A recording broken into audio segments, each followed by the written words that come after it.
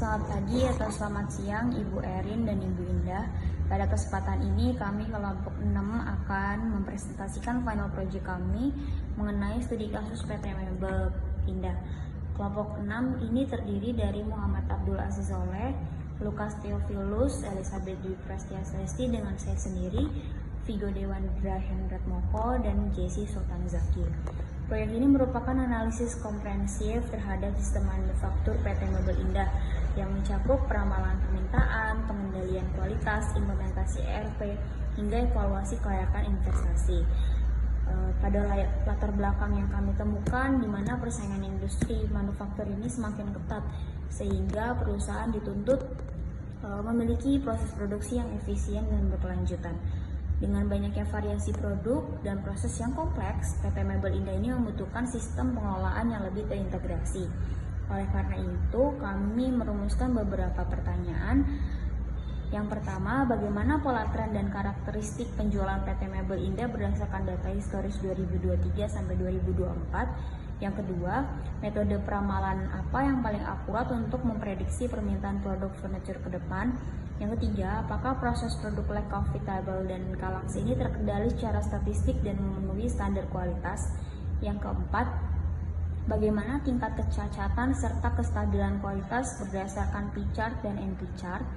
Yang kelima, bagaimana implementasi ERP meningkat integrasi dan efisien antara departemen? Yang keenam, apakah rencana pembangunan workshop layak secara finansial untuk direalisasikan? Dan yang terakhir, kesimpulan apa yang dapat dijadikan dasar pengambilan keputusan manajemen? Adapun beberapa tujuan dari penelitian ini, yang pertama menganalisis peramalan permintaan, mengevaluasi pengendalian kualitas, mengkaji implementasi ERP, menilai kelayakan finansial proyek, dan memberikan rekomendasi kepada perusahaan. Seluruh analisis ini dilakukan dengan pendekatan sustainable manufacturing, yaitu mengintegrasikan aspek ekonomi, lingkungan, dan sosial dengan fokus pada efisiensi sumber daya, pengurangan waste, dan keberlanjutan bisnis jangka panjang. Pada bagian ini saya akan membahas tentang forecasting. Dilihat di layar, terdapat dua tabel, yaitu tabel 3.1 dan tabel 3.2, yang merupakan data penjualan dengan total 24 periode, yaitu dari data Januari 2023 sampai Desember 2024. Data tersebut akan kita gunakan untuk forecasting. Data-data tersebut akan kita olah dengan menggunakan software Minitab. Nah, berikut hasil dari pengolahan data oleh software Minitab. Yang pertama, time series plot. Pada gambar tersebut kita lihat sumbu X adalah periode, sedangkan sumbu Y adalah penjualan. Dari grafik tersebut menunjukkan tren penjualan meningkat. Yang kedua terlihat pola musiman. Yang ketiga puncak penjualan di akhir tahun. Metode forecasting yang akan diolah oleh software Minitab ada beberapa bagian yang akan kita bahas oleh kelompok kita. Yang pertama, time series decomposition, moving average, hold method, dan winter method. Untuk time series decomposition terlihat pada gambar 3.13, screenshot time series decomposition untuk analisis penjualan. Gambar 3.14 adalah screenshot time series decomposition seasonal analysis.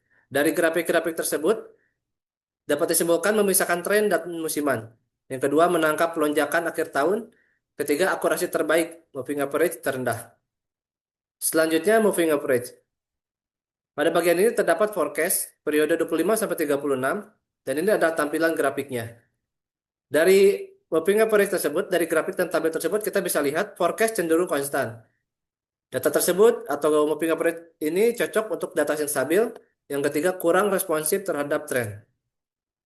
Selanjutnya, hold method sama seperti sebelumnya. Ini merupakan forecast periode 25 sampai 36. Ini adalah grafiknya. Untuk hold method kita dapat simpulkan. Yang pertama, memperhitungkan tren. Yang kedua, forecast meningkat bertahap. Yang ketiga, tidak menangkap musiman. Selanjutnya adalah winter method. Begitupun winter method ini sama. Ini merupakan periode 25-36 untuk forecastnya. Dan ini grafiknya. Dari winter method ini kita bisa mengambil kesimpulan menggabungkan level, tren, dan musiman. Yang kedua, forecast paling realistis. Tiga, cocok untuk perencanaan kapasitas. Nah, dari keempat, metode forecasting, moving average, hold, decomposition, dan winter. Kita bisa lihat grafik akurasinya. Dan kita lihat kesimpulannya. Yang pertama, time series decomposition paling akurat. Yang kedua, winter method sebagai alternatif kuat. Dan yang ketiga, moving average paling sederhana. Oke, izin saya akan melanjutkan penjelasan dari teman saya. Di sini kita masuk ke bagian quality control atau pengendalian kualitas. Yang akan kita lakukan atau subjeknya adalah produknya adalah LACK Coffee Table dan Kalax. Lalu poin kedua yaitu standar dimensi ketat. Di sini yang dimaksud adalah ukuran dari produk seperti dimensi itu seperti panjang, lebar, tinggi, dan lain-lain. Dia harus memenuhi toleransi yang sangat kecil atau kita sebut di sini ketat. Ini penting karena produk furniture pasti sangat sensitif terhadap ketidaksesuaian dimensi. Dan di sini kita menggunakan SQC atau Statistical Quality Control. Di sini ada dua chart yang kita gunakan, yaitu X-min chart dan maksud saya X-bar chart, lalu R-bar chart. Di sini kita berfokus pada pengendalian kualitas atau quality control berbasis variabel. Variabel yang dimaksud adalah dimensi. X-bar chart atau rata-rata X ini kita menggunakan atau maksud saya digunakan untuk mengecek kestabilan nilai rata-rata dari dimensi produk. Ada grafik sebelum dan sesudah perbaikan. Dan setelah dilakukan perbaikan, di sini secara statistik, titik-titik sampel itu berada dalam batas kendali atau upper control limit dan lower control limit. Dan setelah perbaikan tidak ada pola ekstrim atau pola yang melebihi dari control limit atau bisa kita sebut tidak ada penyimpangan yang signifikan. Lalu pada R-bar chart yang menggunakan variasi, di sini kita gunakan untuk melihat konsistensi variasi ukuran antar sampel. Jadi kita lakukan perbaikan chartnya, setelah dilakukan perbaikan, variasi menjadi lebih stabil dan tidak ada titik atau titik sampel yang di luar dari garis batas kendali. Jadi kita bisa simpulkan bahwa proses produksi di sini sudah terkendali secara statistik. Dan rata-rata dan variasi dimensi sudah stabil dan tidak ditemukan penyimpangan pada proses. Oke, lanjut ke selanjutnya. Di sini ada NP chart atau P chart. Di sini kita gunakan untuk eh, pengendalian kualitas yang berbasis pada cacat atau tidak cacatnya suatu produk atau atribut dari produk tersebut. Di sini kita grafik ini menunjukkan jumlah atau proporsi produk cacat per sampel. Nah, di sini menunjukkan grafik ini menunjukkan bahwa proporsi cacat ini masih terkendali, yang mana dia masih ada di bawah upper limit control dan di atas lower limit lower lower control limit. Kita bisa simpulkan bahwa proses produksi ini stabil, variasi cacatnya ini masih dalam batas yang tolerable atau masih dapat diterima. Lalu tidak ada indikasi permasalahan sistem di proses produksi di sini. Nah, meskipun ada beberapa produk yang cacat, tetapi jumlahnya masih dapat kita toleransi. Atau bisa dikatakan secara statistik jumlahnya normal dan dapat dikendalikan sehingga proses produksi Kalax ini bisa dikatakan tetap stabil. Oke, baik, lanjut ke bagian selanjutnya yaitu Enterprise Research Planning ERP. Nah, di sini ERP ini merupakan sebuah sistem yang terintegrasi antar departemen dan juga sistem ini disimpan secara terpusat dan menggunakan data secara real time dan ia dapat mudah diakses dan juga sistem ERP ini dapat mengurangi kesalahan input. Nah, berikut contoh bagian dari bisnis proses PT Mabelinda. Pertama, dimulai dari sales yang melakukan input pesanan dalam sistem ERP database. Kemudian sistem mengecek ketersediaan barang atau stok material melalui PPIC. Dan apabila stok tidak ada, maka pihak procurement melakukan pengadaan kepada supplier. Lalu apabila supplier ada, lalu dikirimkan ke pihak produksi, departemen atau manufacturing proses, dan kemudian barang tersebut diolah menjadi barang jadi dan kemudian masuk melalui warehouse dan logistik atau penyimpanan, lalu kemudian beralih ke sistem finance dan accounting yang dimana mereka akan melakukan pencatatan transaksi. Dan juga ini merupakan manfaat enterprise resource planning atau ERP. Yang pertama, produksi lebih terencana. Yang kedua, inventory lebih akurat. Yang ketiga, pengambilan keputusan lebih cepat.